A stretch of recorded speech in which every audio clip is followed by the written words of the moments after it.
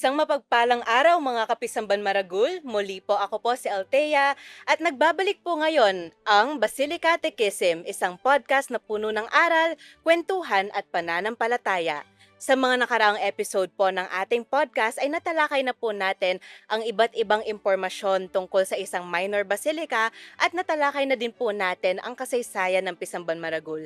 Ngayon naman po ay ating tatalakayin sa episode na ito ng podcast yung tungkol sa mga physical na simbolo ng isang minor basilica at para talakayin po ito sa atin kasama natin ngayon ang ating parochial vicar sa Pisamban Maragul, Reverend Father John Henry Yutok. Good morning, Amang John! Morning, Althea. And masaya ako na makiisa at makikwentuhan, lalong-lalo na dito sa podcast natin ngayong araw na ito. At syempre, Amang, masaya din po kami na sinamahan niyo po kami ngayon sa podcast po na ito. So ayun nga po, Among, kagaya po nung nasabi ko po kanina, yung tatalakayin po natin ngayon is yung mga physical symbols po ng isang minor basilica. Ngayon po, Among, para po sa kaalaman po ng lahat, ano po ba yung mga physical na simbolo ng isang minor basilica?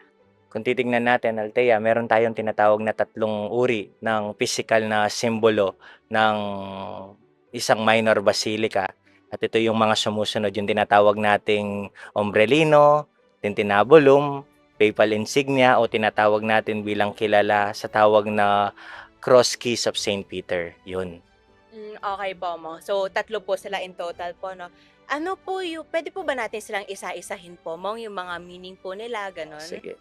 Umpisahan natin dun sa una, yung tinatawag nating ombrellino o kilala bilang umbraculum. Itong umbraculum naman na ito, makikita natin na para siyang payong na bukas, na kalahating payong na bukas, na kung saan mayroon itong kulay na pula sa kaginto. At ito rin, ibig sabihin nito na ang umbraculum na ito ay sumisimbolo na kung saan handa ang minor basilica na salubungin ng Santo Papa sa anumang panahon at oras. At ganoon din, pinapakita rin nito yung mismong espesyal na ugnayan ng basilica sa Apostolic See. Okay. So, yun po niyan yung physical na itsura po ng ombrellino, tapos yun po yung sinisimbolize niya po. Ngayon naman po, dun po sa tintinabulum, ano naman po yung kahalagahan at kahulugan po nung tintinabulum? Yung tintinabulum naman may isang parang kampana na kung saan nakalagay ito sa isang pole sa loob ng minor basilica din. At meron din itong madalas na sagisag ng Santo Papa. Okay. So, ano po yung sinasagisag po nung tintinabulum po na yun?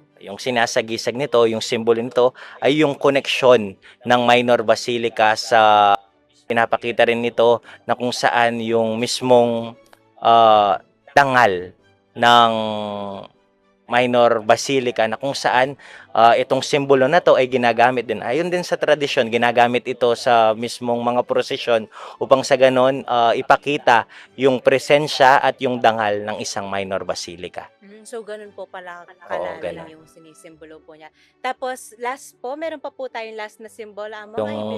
Yung tinatawag nating ano naman to, yung tinatawag nating papal insignia o yung cross keys of St. Peter. Ay, ito naman yung panghuling simbolo ng minor basilica na kung saan sinisimbolo nito yung ugnayan, yung pakikiisa ng minor basilica lalong-lalo na sa pamumuno ng Santo Papa.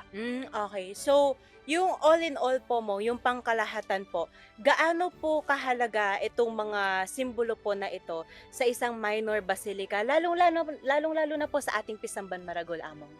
Kung titignan natin yung mga kahalagahan ng mga physical na simbolo na ito, napaka-importante naman na malaman.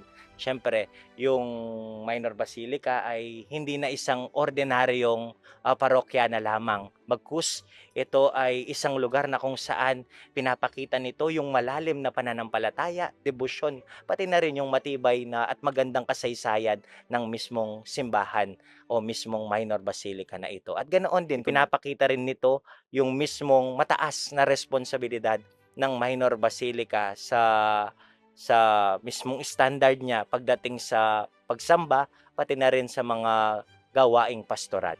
So hindi lang po para talaga sila basta simbolo lang, Simbolo Among. lang. Hindi. Meron silang mga meanings po, lalo na po sa kasaysayan po ng ating simbahan at syempre lalong-lalo na rin po pala sa magiging responsibility po niya ng Pisamban Maragul bilang isang minor basilica. Tama po ba, Among? Oo, tama. Okay, so siguro quick recap muna po tayo, Among, para sa ating mga viewers, sa ating mga mananampalataya, no, Among. Ang umbrakulum po ay Yung umbraculum, yun yung parang payong na nakabukas na nakalagay mismo dun sa minor basilica na malapit sa altar. tapos yung tintinabulum po, Among. Yung timanabulum naman yung parang isang kampana na kung saan nakalagay ito sa mismong pole na merong sagisag ng Santo Okay, Papa. tapos lastly po, Among, yung papal insignia po. Yun, yung papal insignia, sabi ko nga kanina, yun yung pakikiisa ng mismong minor basilica sa pamumuno ng Santo Papa. Okay, at maraming salamat po, Among John, sa mga impormasyon na ibinahagi niyo po ngayon dito at sa ating pong mga viewers na syempre marami po silang natutunan yan po mula po sa inyo at sa mga pahayag ninyo. Talaga nga namang itong mga physical na simbolo po na ito ang nagpapatatak basilica sa ating Pisamban Maragul. Kaya naman tunghayan po natin ang nalalapit na proclamation nito sa darating na June 10, 2026. See you around, mga Kapisamban Maragul!